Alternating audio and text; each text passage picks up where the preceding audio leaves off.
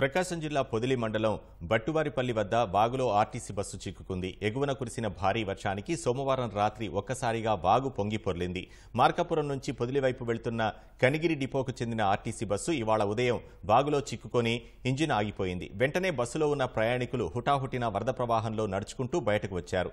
సమాచారం అందుకున్న పోలీసులు ఘటనా స్థలానికి చేరుకొని స్థానికుల సాయంతో బస్సును బయటకు లాగారు.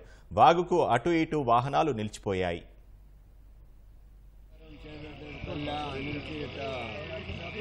పథకాల నుంచి ఇటు వస్తుంది కదా, ఈ వైపు వస్తుంది, ఆ వైపు రాలా.